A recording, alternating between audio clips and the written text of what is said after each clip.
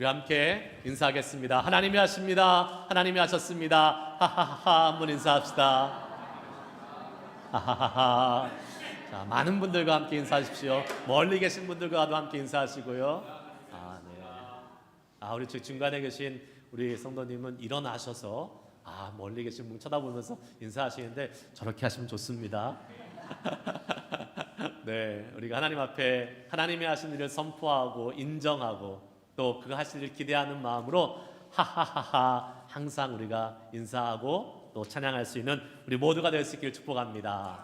아멘. 자, 오늘 암송 말씀, 지난주 암송 말씀 한번 읽어보고 같이 함께 암송하도록 하겠습니다. 시편 91편 11절 시작. 그가 너를 위하여 그의 천사들을 명령하사 내 모든 길에서 너를 지키게 하심이라. 아멘. 내려주세요. 같이 한번 읽겠습니다. 암송하겠습니다. 시편 91편 11절 말씀 시작. 그가 너를 위하여 그의 천사들을 명령하사 내 모든 길에서 너를 지키게 하심이라. 아멘. 아멘. 하나님께서 우리의 삶을 지켜주심을 믿으시길 바랍니다. 천사들을 명령하사 천군 천사로 우리를 보호하고 지키시는 하나님이 우리 가운데 있음이나요 감사하며 담대하게 살아온 한 주가 된 줄 믿습니다.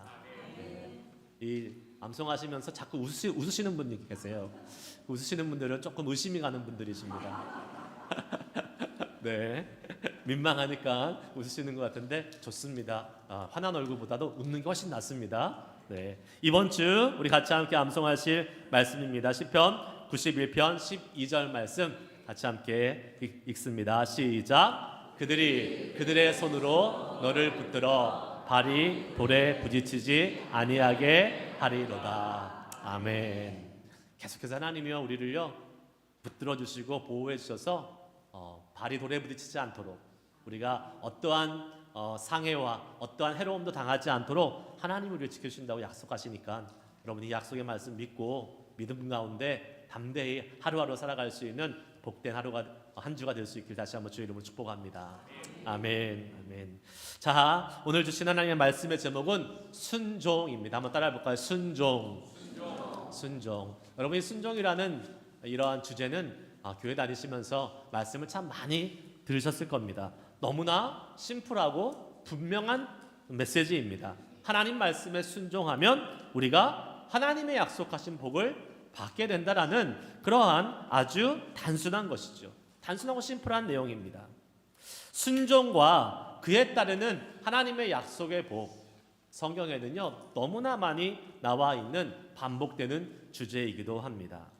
오늘 저는 이 말씀을 통해서 이렇게 너무도 분명한 약속, 하나님께서 이스라엘 백성들에게 이 약속을 주신 이유가 무엇인지를 살펴보고 그 복의 의미가 무엇인지 같이 함께 보면서 우리에게 순종을 통하여 하나님의 복을 누릴 수 있는 그러한 다시 한번 결단과 다짐이 우리에게 넘쳐나는 그러한 은혜의 시간이 될 수 있기를 소망하며 말씀을 나누기 원합니다. 여러분, 이스라엘 백성들은요 율법을 받은 율법을 받은 다음에 지금 가나안 땅을 향해서 광야를 지나가는 새로운 시대를 맞이하고 있습니다. 하나님이 약속하신 가나안 땅, 약속의 땅으로 가고 있는 여정 가운데 있다라고 볼 수 있지요. 그리고 그곳에서 새로운 삶, 하나님의 부르심으로 하나님의 백성으로 하나님의 나라를 이루어서 새로운 삶을 시작하게 됩니다. 여러분, 하나님께서 이스라엘 백성들을 왜 부르셨다라고 말씀하고 있습니까? 성경에 보면 이렇게 나와요. 출애굽기 19장 5절 6절 말씀입니다. 한번 읽어볼까요? 시작. 세계가 다 내게 속하였나니 너희가 내 말을 잘 듣고 내 언약을 지키면 너희는 모든 민족 중에서 내 소유가 되겠고 너희가 내게 대하여 제사장 나라가 되며 거룩한 백성이 되리라. 너는 이 말을 이스라엘 자손에게 전할지니라. 아멘. 이스라엘 백성들을 향하신 하나님의 부르심 뭐예요? 하나님의 소유가 되는 것입니다. 그리고 하나님의 제사장 나라가 되어서 거룩한 백성으로 살아가는 것이 하나님이 부르신 이유였습니다. 여러분, 이전에는 하나님께서 어떻게 부르셨습니까?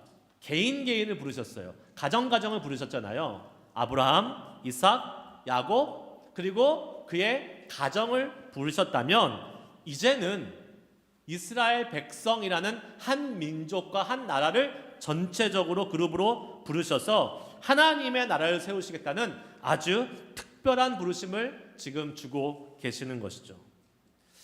여러분, 인류의 역사상 이스라엘 백성만큼, 이스라엘이라는 나라만큼 특별한 나라, 특별한 민족은 없었을 것입니다. 세계를 지배했던 수많은 민족들을 한번 생각해 보십시오.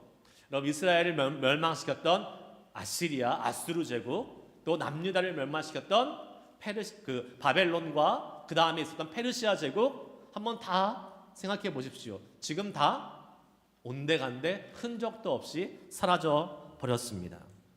그런데 참 이상하게도 그 이스라엘을 무너뜨렸던 그 모든 제국들은 사라졌지만 그 이스라엘 그 모든 제국에 의해서 멸망당했던 이스라엘은 아직까지 지금도 여전히 건재하게 남아있는 것을 보게 됩니다. 그뿐만 아니죠. 이스라엘 백성들은 아주 전 세계에 엄청난 영향력을 미치면서 지금 이 땅을 살아가고 있습니다. 여러분들 잘 아시듯이 노벨상의 22%가 유대인들이 받는다 그러잖아요. 유대인들이 노벨상의 22%를 받는 것을 보면 분명히 이 유대인들은 특별한 민족임을 우리는 알 수 있습니다. 왜 그들이 특별한 민족일까요? 하나님께서 선택하셨기 때문에 그렇습니다. 아멘이시죠? 하나님이 선택하셨기 때문에 특별한 거예요. 그들은 별 볼 일 없었어요. 작은 민족, 능력도 없고 세계가 주목하지도 않았던 사람들이었는데 하나님의 선택하시니까 하나님의 특별하심을 경험하는 민족이 된 것입니다. 여러분, 누구에게 선택받으신 경험들이 있으신가요?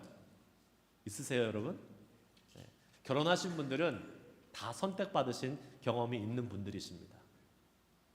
아니요, 저는 제가 선택했는데요.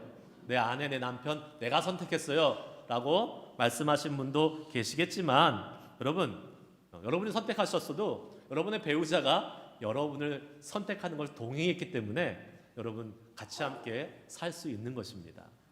예, 선택받으신 거예요, 여러분. 물론 그 중에는 왜 하필 나를 선택해가지고 이렇게 살게 만들어? 라고 하시는 분도 계실 수 있겠지만 하지만 하나님의 뜻 가운데 여러분 우리가 부부의 연을 맺어서 사는 것이니까 그 선택하는 것에 감사하며 살 수 있는 우리들이 될 수 있길 축복합니다. 혹시 부부가 옆에 계신 분들이 계시다면 나를 선택해서 고마워요 한번 이렇게 인사해 주십시오. 보니까 부부끼리 많이 안 계신 것 같아요. 네. 여러분, 선택받는 것은 정말 기쁜 일이에요. 정말 특별한 일이에요. 프로스포츠 팀에서 1년에 한 번씩 드래프트라는 걸 합니다. 여러분 아세요? 예를 들면 풋볼팀이나 미국에 있으면 메이저리그 야구팀이나 이런 NBA 이런 팀들에서 1년에 한 번씩 드래프트라는 걸 하죠. 대학교나 고등학교를 졸업한 선수들을 자기 프로팀으로 선택해서 데리고 오는 것입니다. 아마추어 선수들이 프로팀에 들어가기 위해서요, 이 선택받는 드래프트 날 얼마나 긴장이 되는지 모릅니다. 각 팀에서 나와서 이름을 부르잖아요. 그럼 난리가 납니다. 막 그냥 환호성을 지르고 그 온 가족들이 얼마나 기뻐하는지 몰라요. 반면에 끝까지 선택되지 않으면 어떻게 되죠? 실망이 되고 위축이 되고 낙심이 되어서 쓸쓸하게 집으로 돌아가는 그러한 선수들도 많이 보게 되는 것입니다. 누구에게 선택받는다는 것은 정말 기쁜 일입니다. 그런데 하나님의 선택을 받는 것은요, 그 어떠한 것과도 비교할 수 없는 가장 큰 기쁨 중에 기쁨을 믿으시길 바랍니다. 예. 저는 오늘 이 시간 이 자리에 와서 함께 예배하고 있는 우리 모두가 하나님의 선택받은 귀한 주님의 자녀인 줄 믿습니다. 에베소 1장 4절 말씀에 이런 말씀이 있어요. 같이 함께 읽어볼까요? 시작.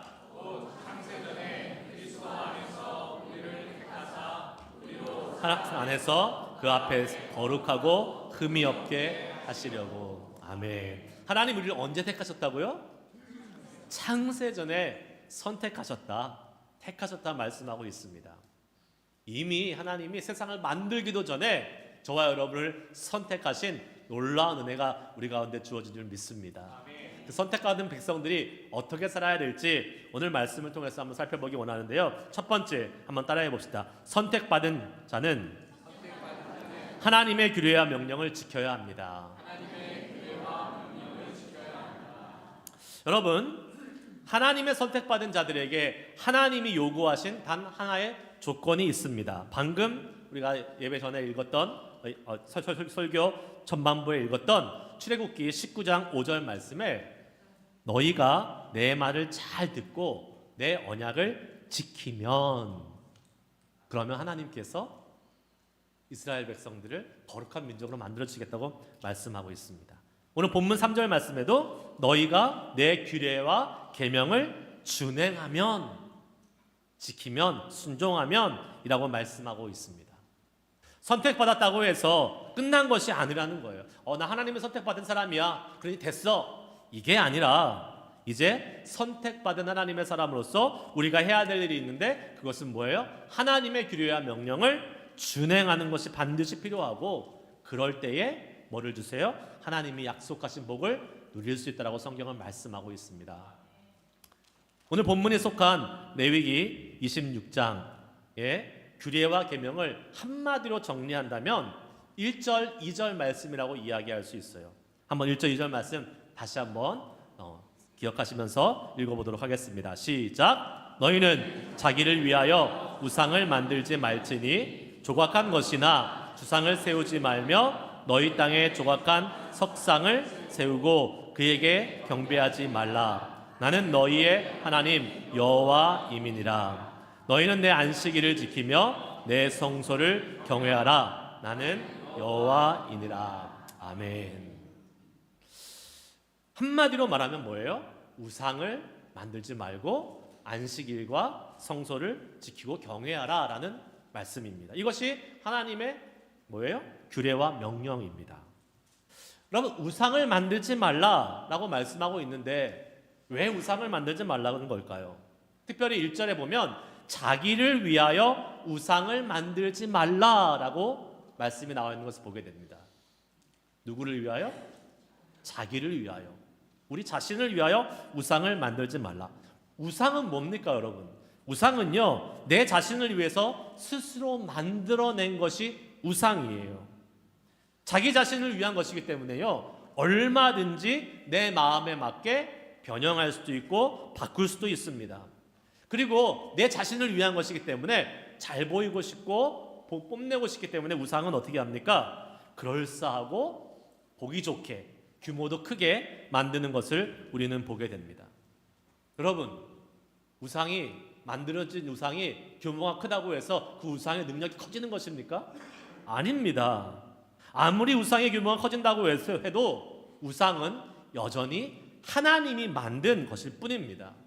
아무런 생명력도 없고 아무런 능력도 없는 것이에요. 그런데 우상을 만든 목적이 뭐라고요? 자기를 위해서 만든다라고 말씀하고 있습니다. 다른 말로 하면 내가 필요해서 내가 만들어내는 것이라는 거예요. 자기를 위해서 자기가 만든 것을 섬기고 전하는 것, 얼마나 우스꽝스럽고 얼마나 어리석은 일이겠습니까? 그럼에도 불구하고 많은 사람들은 그 우상에 자기의 마음을 빼앗깁니다. 그리고 우상을 섬깁니다. 왜 그럴까요? 왜 그래요? 내 마음속 중심에 하나님이 안 계시기 때문에 그렇습니다. 하나님이 있어야 할 자리에 그 우상을 놓기 때문에 그렇게 된다는 것이에요. 여러분, 가나안 땅으로 들어가고 있는 이스라엘 백성들에게 하나님은 계속해서 이렇게 말씀하십니다. 나는 너희의 하나님 여호와임이니라. 나는 너희의 하나님 여호와임이니라. 무슨 말이에요? 이스라엘 백성과 하나님 사이에 특별한 관계가 있다는 것을 기억하게 하는 것입니다. 나는 너희의 하나님 여호와임이라. 하나님께서 이스라엘을 애굽 땅에서 구원하셨고 하나님이 인도하셔서 가나안 땅으로 지금 들어가게 하고 계시고 그 땅을 정복하고 승리하게 하실 것인데 그분이 누구예요? 하나님이라는 사실을 지금 계속해서 알려주고 있는 것이죠. 하나님 없는 이스라엘은 생각할 수도 없을 정도로 하나님은 이스라엘을 사랑하시고 특별한 관계로 돌보고 계시다는 사실입니다. 가나안 땅에서 이스라엘은 절대로 하나님과의 그 특별한 관계를 잊어버리지 말아야 했고, 그러기 위해서 필요한 것이 뭐였다고요? 안식일을 지키고 성소를 경유할 것을 말씀하고 있습니다. 여러분, 안식일을 지키라는 것은 무엇을 의미합니까? 우리의 삶 속에서, 일상의 삶 속에서 하나님을 위한 구별된 시간을 가지라라는 것을 의미합니다. 성소를 경유하라는 것은 뭐예요? 우리가 돌아다니고 살아가는 매일같이 진행되는 이러한 삶에 있어서 하나님을 위한 구별된 장소를 마련하라는 것이죠. 하나님을 위한 구별된 시간과 장소를 가져야지만이 우리가 어떻게 됩니까? 그 하나님을 잊지 않고 기억하면서 살아갈 수 있는 것이지요. 그렇지 않고 막 살면, 아무 생각 없이 살아가다 보면요, 어떻게 될까요? 하나님을 잊어버리고 맙니다. 그러나 우리에게 하나님을 위한 시간과 장소를 정해놓고 있다면 우리는 그 하나님이 계속해서 기억나고 그 하나님과 교제하는 삶을 살아갈 수 있는 것이지요. 여러분은 어떠십니까? 여러분은 하나님을 위한 시간과 장소가 여러분들 따로 있으십니까? 바쁘게 살다가 그냥 시간 나면 성경 한번 들춰보고, 그냥 어려운 일 닥쳐오면 그때 그냥 부랴부랴 한번 기도하고, 그러한 삶 혹시 살고 있지는 않냐는 것입니다. 여러분, 우리가 하나님의 말씀을 읽고 기도하는 이 시간을 확보하는 것 정말 중요합니다. 그 시간을 떼놓고 그 장소를 정해놓고 하면 더 은혜가 있는 것이지요. 우리는 어떠한지 한번 돌아볼 수 있어야 될 것입니다. 여러분 어떠세요? 지난 일주일 동안 살아오셨는데 여러분의 삶 속에서 하나님을 위한 시간과 장소가 구별되어 있었습니까? 저는요, 지금부터라도 그러한 것이 없는 분들이 계시다면 한번 만들어 보시기를 추천해 드립니다. 특별히 여러분, 우리는요 예배당을 갖고 있는 교회잖아요. 이 미국에 있는 한인 교회 중에서 예배당 갖고 있는 교회 많지 않습니다. 특별히 이 북가주 지역에 땅값 비싸고 물가 높은 이 지역에 예배당 갖고 있는 자체 성전을 갖고 있는 교회 많지 않잖아요. 그런데 우리에게는요 이렇게 아름다운 예배당 하나님 허락해 주셨습니다. 할렐루야. 네, 얼마나 감사한 일인지 몰라요. 뭐 마음대로 할 수 있잖아요. 그런데 이 예배당에 와서 하나님을 만나고 하나님과 교제하고 하나님께 기도하고 말씀을 듣는 이 시간 하나님 앞에 떼어놓을 수 있기를 주의 이름으로 축복합니다. 주일뿐만이 아니에요, 여러분. 수요일도 또 토요일도 우리가 모여서 예배할 때마다 하나님께 나와서 그 시간과 그 장소를 구별해 드리면 하나님이 기뻐하시는 줄 믿습니다. 사정상 교회에 못 오시는 분들 계시지요, 주중에. 어떻게 하면 될까요? 우리가 삶의 현장에서 하나님을 향해서 그 시간과 장소를 떼어놓아 보십시오. 제가 어떤 형제님의 집에 방문했는데 그분은 그 계단 올라가는 밑에 항상 이렇게 조그만 창고가 있잖아요. 스토리지 같은 거. 조그매요. 사람 한 명 이렇게 간신히 들어갈 수 있는 창고인데 거기를 기도룸으로 만들었더라고요. 그래서 시간이 될 때마다 그곳에 들어가서 기도하더라고요. 어떤 분은 부엌 옆에 있는 팬트리를 조금 큰데 거기를 기도룸으로, 워룸, 프레이어 워룸, 같이 기도하는 기도의 전쟁터로 삼아서 나아가는 분도 보았습니다.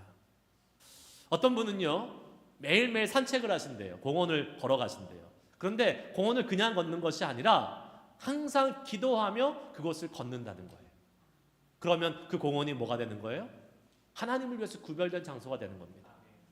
산책하며 기도하며 주님을 만나는 거룩한 장소가 되는 것입니다. 여러분, 얼마나 큰 공간이냐, 실내냐, 실외냐 중요하지 않습니다. 아침이나 저녁이냐 밤이냐 중요하지 않습니다. 중요한 건 뭡니까? 하나님을 위한 구별된 장소와 시간이 있느냐 없느냐예요. 그 시간과 장소를 확보하시고 하나님과 교제해 나갈 때에 우리는 주님의 복을 누려갈 수 있는 은혜를 받게 될 줄 믿습니다. 소망합니다. 여기 계신 우리 모두에게 하나님이 될 수 있는 구별된 시간과 장소를 확보하시고 그렇게 살아갈 수 있는 복된 인생이 되기를 축복합니다. 두 번째 한번 따라해 봅시다. 규례와 법도에 순종하는 자가 복을 누릴 수 있습니다. 본문 말씀 3절 4절 말씀 다시 한번 읽어보겠습니다. 시작. 너희가 내 규례와 계명을 준행하면 내가 너희에게 철따라 비를 주리니 땅은 그 산물을 내고 밭의 나무는 열매를 맺으리라. 아멘. 하나님께서 하나님의 말씀 규례와 법도에 순종을 하면 뭘 내려주시겠다? 비를 내려주시겠다라고 말씀합니다. 그 비를 통하여 뭐를 주시는 거예요? 하나님께서 곡식과 열매를 맺게 하시겠다라고 지금 복을 약속해 주고 계시는 것이죠. 이스라엘 백성들은요 원래 유목민족이잖아요. 우리 보세요. 출애굽해서 나와서 가나안 땅에 정착하기 전까지는요 이스라엘 백성들은 계속 돌아다니는 유목민족이었습니다. 아브라함, 이삭, 야곱 다 유목민이었어요. 그리고 광야에서도 40년 동안 계속 돌아다녔습니다. 그런데 이들이 가축을 기르면서 풀과 물을 찾아서 돌아다니는 그러한 조상을 둔 민족이었는데 애굽을 탈출해서 나와서 광야에서 40년 지난 다음에 정착한 가나안 땅은 유목민의 삶이 아니라 이제 농사를 지어야 된 삶이었습니다. 그들의 삶의 방식에 완전한 새로운 변화를 가지고 온 거예요. 떠돌아다니면서 살던 유목의 삶에서 이제 변화되어서 한 곳에 정착한 농경 문화의 삶을 시작한 것이지요. 농사를 짓는 데 있어서 제일 중요한 것이 무엇입니까? 물이죠, 물. 물이 있어야지 농사에 성공할 수 있습니다. 물이 있어야 제대로 된 농사를 짓고 많은 곡식을 열매를 얻을 수 있게 되지요. 그런데 여러분 이스라엘은 어떤 곳이에요? 비가 오는 곳이에요? 안 오는 곳이에요? 비가 오죠. 이스라엘은 여러분 사막이라고 생각하시지만 이스라엘은 건기와 우기가 있습니다. 그래서 건기는 여름인데요. 비가 거의 안 오고요. 우기에는 비가 많이 옵니다. 그런데 이 5월 중순부터 시작되는 여름에는 비가 내리지 않고 건조한 사막 기후 계속되고 10월 중순부터 시작되는 이 겨울에는요. 이 우기가 되어서 비가 5개월 동안 계속 내립니다. 결국 농사는 언제 져야 돼요? 겨울에 10월 이후로 5월까지 져야 되는 것입니다. 그런데 비라고 해서요 다 같은 비가 아닙니다. 성경에는요 유독 이른 비와 늦은 비를 적당한 때에 하나님이 내려주신다라는 표현이 많이 나옵니다. 적당할 때 비가 와야지 그 해에 농사를 성공할 수 있는 것이죠. 신명기 11장 14절 말씀에 이런 말씀이 있어요. 한번 읽어보겠습니다. 시작. 여호와께서 너희의 땅에 이른 비, 늦은 비를 적당한 때에 내리시리니 너희가 곡식과 포도주와 기름을 얻을 것이요. 아멘. 여러분, 이른 비와 늦은 비 많이 들어봤는데 이것이 과연 어떠한 의미가 있는지 한번 들어보시기 바랍니다. 이 구약학 교수님 한 분께서 이렇게 설명해 주신 내용이 있습니다. 제가 한번 읽어볼게요.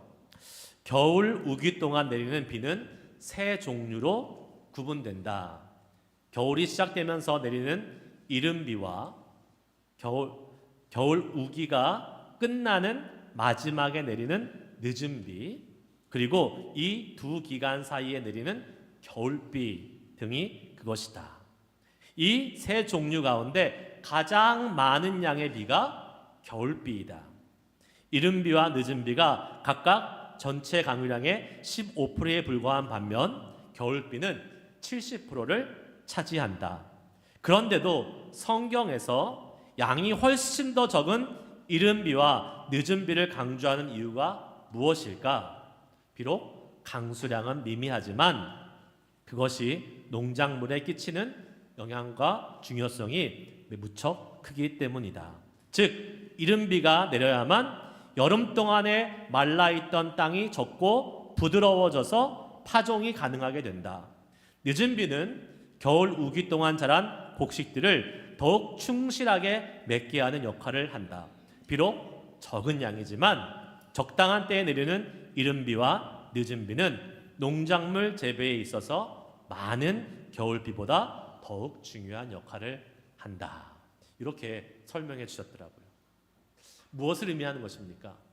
하나님께서요, 적당한 타이밍에 가장 최선의 순간에 내려주시는 그 비가 있어야지만이 아름다운 그리고 풍성한 열매와 곡식을 맺을 수 있다는 거예요.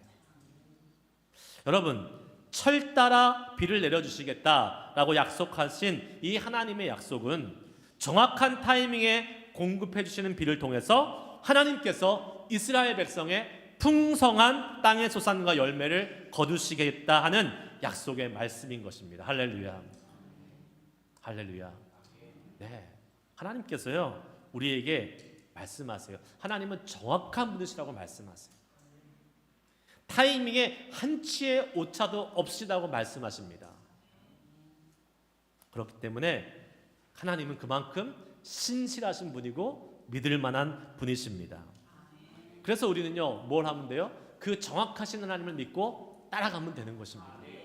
네, 의심하지 말고 두려워하지 말고 하나님은 정확한 타이밍에 우리 가운데 역사하셔서 우리를 도우시고 우리에게 공급하시고 복 내려주시는 분을 믿으심을 바라겠습니다. 그리고 하나님은요 그 약속한 것을 반드시 지키시는 분이라고 우리에게 약속해 주십니다.